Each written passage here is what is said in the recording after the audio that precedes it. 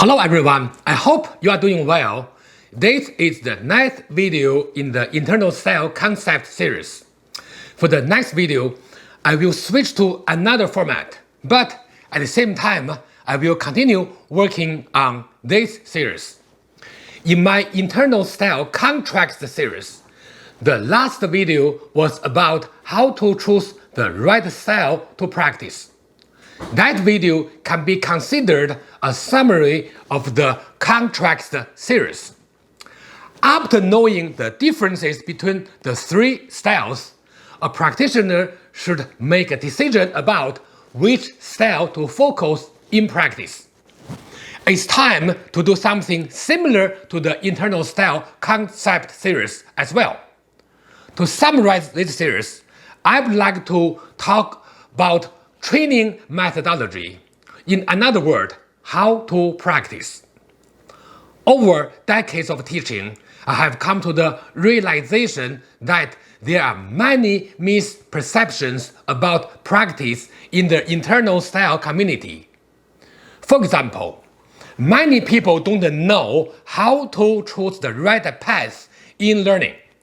In fact, many people don't even have the right path accessible to them, let alone choosing it. As a result, many practitioners cannot reach even a basic level skill.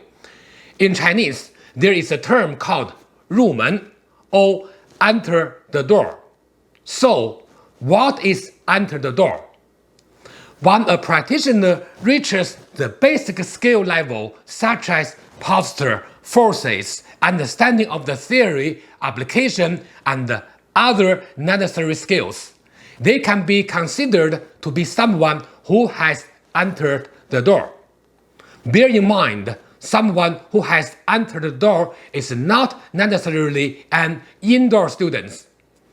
Enter the door only means a decent level of proficiency in the style. The opposite term is 门外汉 or out of the door person. Normally, after a couple of years of practice, anyone should be able to 入门. Unfortunately, not everyone can achieve the same result by making the same effort on the part of both the teacher and the students.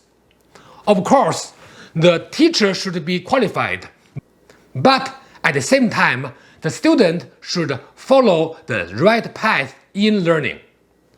I have to say that I have seen many people at the 门外汉 level, even after a decade worth of practice. I know, harsh but true. Let me make it clear, my intention is not to criticize or ridicule anyone, but only to point out flaws and suggest a good approach so that practitioners can optimize their practice time and avoid many common mistakes. This is one of the reasons that I'm posting these videos. Eventually, I hope more and more people will reach the 入门 level instead of being stuck at 门外汉. About 10 years ago, I had a conversation with one of my indoor students, Zhiren Chou, who has practiced with me for years. These days, he lives and teaches in Hong Kong. Even today, I remember one of our conversations very clearly.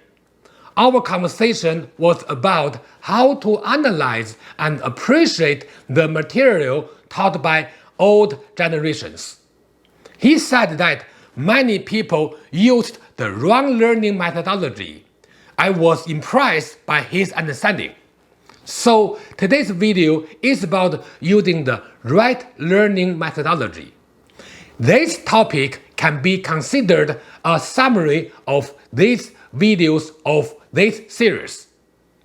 Topics covered in today's video include: first, knowledge, method, and methodology. Second, methodology in ancient China. Third, old master's path. Fourth, 老头拳 or old man form. Fifth, demonstration. Topic 6, takeaways. Again, this video is not about teaching you a form, application, or any specific technique. Instead, it is about methodology or the correct way to practice in order to not make some unnecessary mistake which can slow down your progress in learning. By the way, I would like to take some time to introduce some important martial proverbs.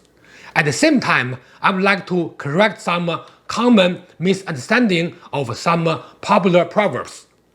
Therefore, if you have some hard time understanding a martial proverb, please write it down in the comment area.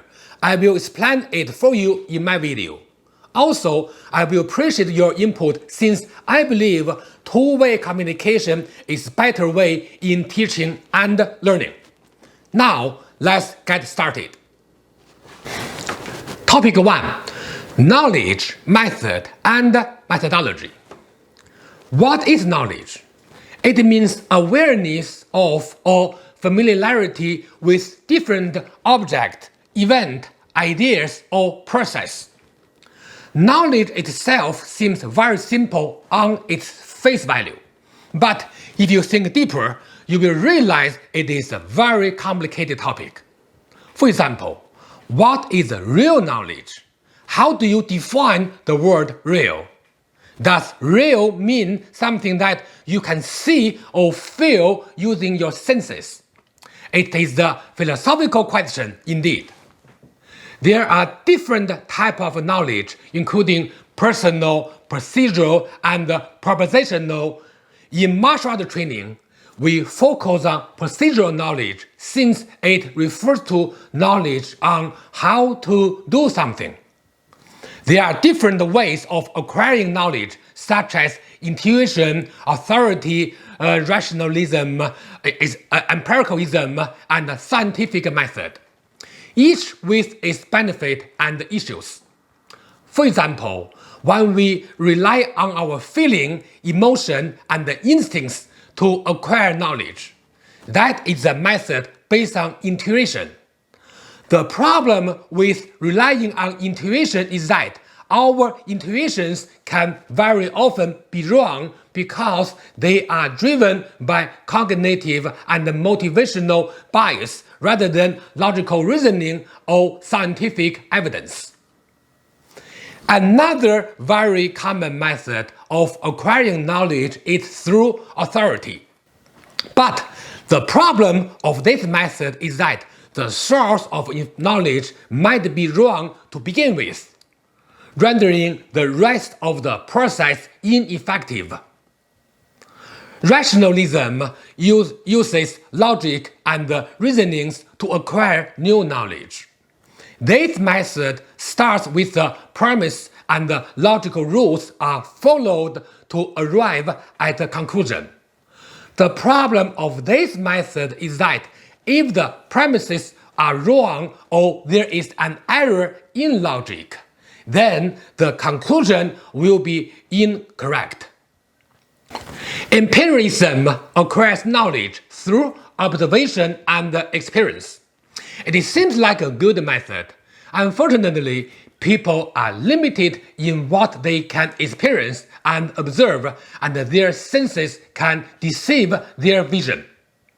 The last one is the scientific method. Yes, this method is a process of systematically collecting and evaluating evidence to test ideas and answer questions. But the major problem is that it is not always feasible to use this method due to time and resources constraint. Nor can this method answer all the questions due to the nature of the question themselves. So we can see that there is no perfect method to acquiring knowledge. After knowing what knowledge is and the common method to acquire knowledge, we have to differentiate method from methodology. Method is the lens through which we explore the nature of the world around us. Methodology is the framework that we use to understand the factors determining the effectiveness, validity, and reliability of our method. In other words, we have to separate the how from the what of knowledge. Based on my personal experience, the root cause of a low efficiency in learning a style is caused by faulty methodologies. More importantly, the dynamic search of new knowledge requires a wide and integrated process of research in identifying and formulating concepts, principles, rules, and procedures. In my opinion, the process to practice any art is to search, discover, test, apply knowledge gained from daily practice. In other words, skill is the result of searching for knowledge and retaining the knowledge with regular practice. We can conclude that acquiring knowledge is not as simple as many people think. Also, you absolutely need to use the right method to gain real knowledge. Furthermore, the methodology is a critical factor in the process. I believe that the internal style are a systematic way to acquire, retain, and express knowledge through practice for both self-defense and the preservation of health.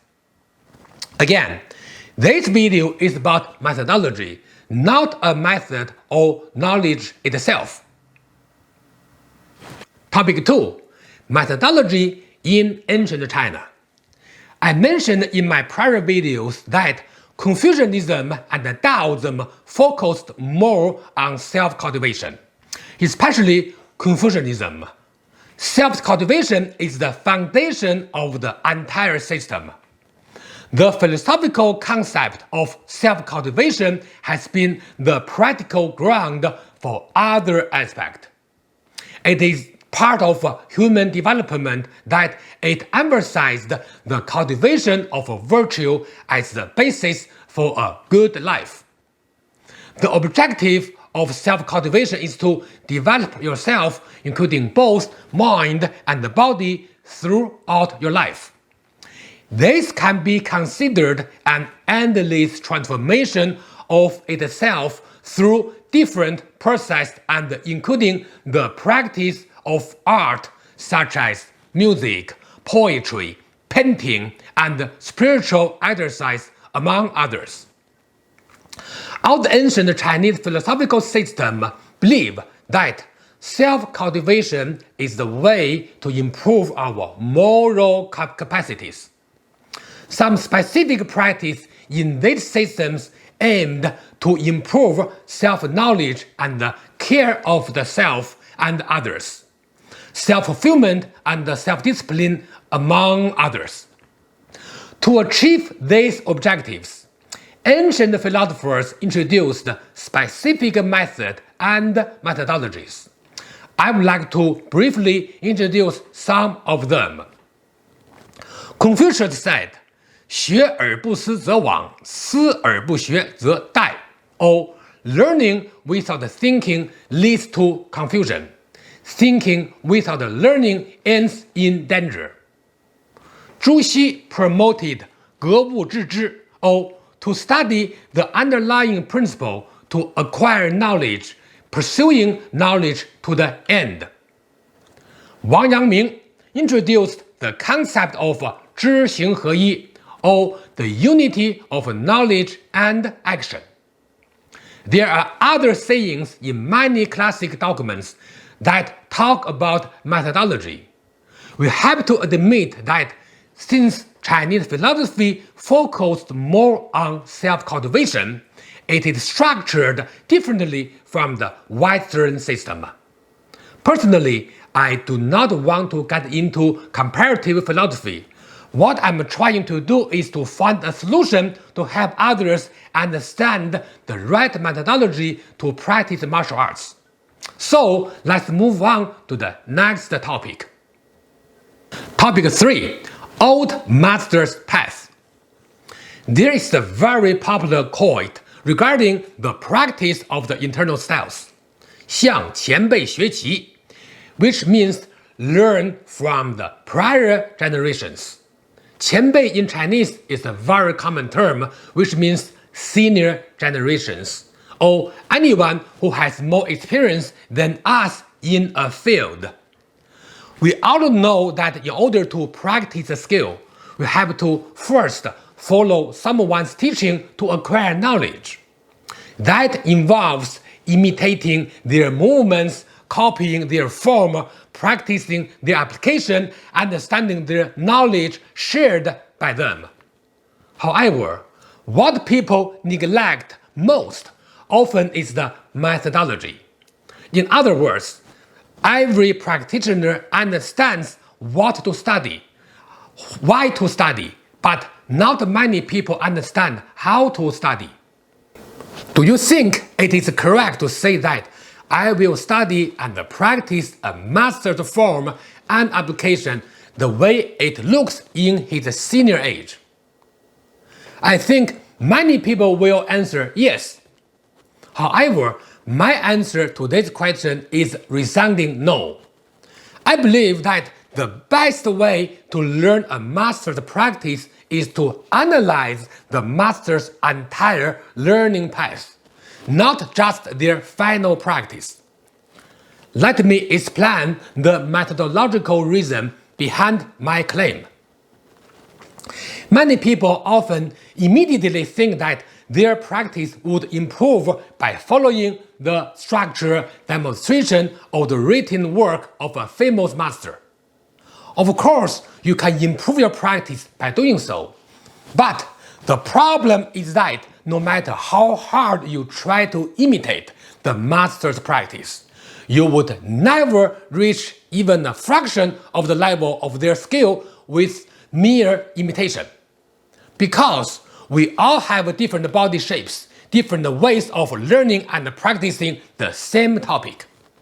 Even worse, that master's final practice looked so simple that actually many small details are hidden unintentionally, which is the nature of an advanced practice. When you practice the same movement or application, you may be able to copy the obvious movements, but most of the details, if not all, would get lost in practice, unless the master explicitly explained them to you. Study based on intuition will not lead to the whole knowledge. You may argue that it's not just the intuition but observation as well. Well, if your observation cannot see the important details, then your intuition will fill in the gaps or at least try to, which will very likely lead to a faulty practice.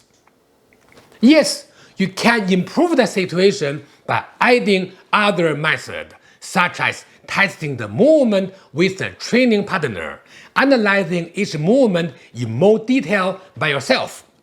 But these approaches based on empiricism and rationalism would be limited by your own current practice. So, what is the correct interpretation of that sentence, 向前辈学习? Actually, the meaning of that sentence is that you should study the learning path of the senior generations. Information or knowledge of their learning path include investigating the following questions. First, what did they practice before reaching a higher level? Second, what was their training background before practicing a specific style? Third, how many stages of practice did they experience or evolve from? Fourth, what martial training documents did they study? Fifth, how did their teachers teach them? This may not be a comprehensive list of questions to investigate, but should give you a good idea of where and how to begin. I have to say that in order to reach a high level of a specific style, you absolutely need to have this question answered before fully understanding the learning path. Otherwise, it's highly unlikely that you will make any progress. In my 20s, I subconsciously realized the importance of following the right methodology, without actually realizing the term itself. It was only after many years that I consciously realized about the importance of methodology. Until this conscious realization, I continuously researched in order to figure out the secret of good practice. In a prior title video, I mentioned that there's no secret. But if you really insist on a secret, that would be methodology. So far, I hope you understand why I said that this video is about methodology. There is no way to gain real knowledge effectively and efficiently without applying the right methodology. So, following the old generation's learning path, not merely their practice in their old age. Topic 4. 老头拳 or old man's form. Now, I'd like to talk about another interesting phenomenon in our community. Have you heard the expression 老头拳 or old man form? If not, let me introduce it to you. Methodologically speaking, since many people falsely believe that one should study and practice the mastered form as practiced in his senior age, as a result, that many practitioners' practice falls into the 老头拳 category. So, what is 老头拳? Well, in the Chinese martial art community, 老头拳 is an expression used to describe the situation where one's practice looks like that of an old man's. Just as we are clear, old man in this context means that a person is not physically active or strong. It is a common expression in the martial art community in China. I did not coin this term myself, and it is not at all the case that I look down upon old men. If we are lucky enough, we will all become old eventually, but we can still be active, dynamic, and physically capable of certain activities. So, 老头拳 or old man form has a specific meaning, which is that a practitioner's body structure is weak, movement is inaccurate, practice lacks power and speed, and other properties. It is the result of applying the wrong methodology in practice, not due to the method and knowledge itself. Now, I believe that you have an image in your mind about what 老头拳 looks like. Furthermore, this issue is much more prevalent in the internal style community. I hope in the future, more and more internal style practitioners will understand the differences between a good practice in terms of posture, force, stance to a poor practice, such as 老头拳. By the way, not all of the masters in their senior age would develop such bad habits in terms of structure and other issues. For example, my grandfather was able to demonstrate good practice even in his 90s. One of my Tai Chi teachers, Ma Hong, was able to maintain a high-level practice right until the day before he passed away. So, 老头拳 is meant to describe a wrong practice related to aging process, but in no way implies that everyone in their senior age will have the same problem. It is worth noting that in China, there is a popular expression, 人老不以筋骨为能, or when people get old, physical strength such as bones and muscle is not their advantage. So, I advise you to stop learning the physical parts from a senior master. Instead, study their learning path and experience, which is the real treasure of an old master. This is why I emphasize the differences among knowledge, method, and methodology. Topic 5. Demonstration. In today's video, I point out a common issue in practice, which is 老头拳. Now, I'd like to introduce a method to correct this issue if it is the case in your practice. This method that I will introduce is based on my teaching experience. Actually, it is just to emphasize the important practical elements and make them visible. So, in my opinion, the best way to prevent 老头拳 or the old man form from happening is to focus on the practical details in training. In Xing practice, instead of just move like this, right? Then what do? You make sure body is straight, raise energy up, and focus on each detailed movement with strength. Check your movement to make sure it meets the requirement each single time. In Tai Chi movement, what you can do? Well, very simple. When you push, try to push the end. When you're pulling back, try to back to the end also. Then open, close, pushing, then always push to the end instead of stop the movement in between. That is another key aspect. To Bagua movement, yes, it's very challenging to make a circle, walk along a circle while maintain a correct body structure. But that is the spirit of the practice. So in Bagua practice, what can you do? Very simple. Adjust the movement, put the strength to the end of the palm, then always maintain a structure. By doing so, you will not make that kind of unwanted mistake. Topic 6. Takeaways. In this video, I mainly talked about the learning methodology to adopt in your martial art practice.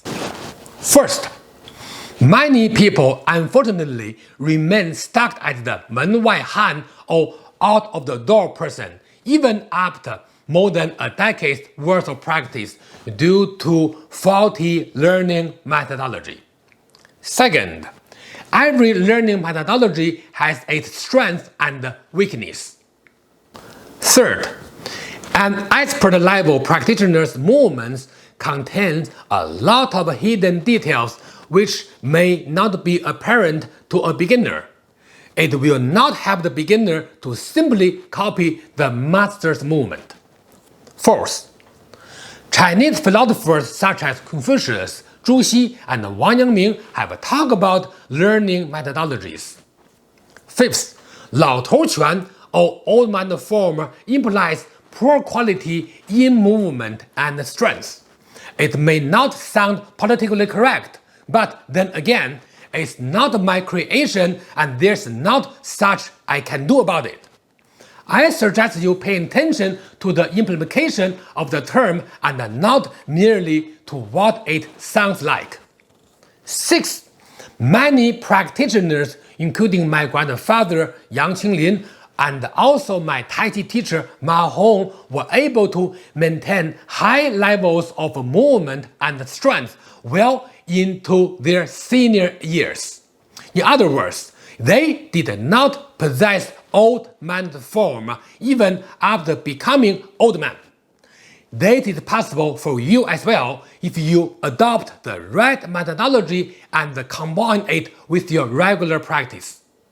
Seventh, It is a very bad idea to simply copy a master's movement, especially if they exhibit 老头拳. Instead of a better approach would be to learn about the master's own learning path and evolution and adapt them to your own practice. 8th, remember to check out the demonstration section on how to correct any signs of 老头拳 in your practice. That ends today's video. Thanks for watching, see you next time, and enjoy your practice.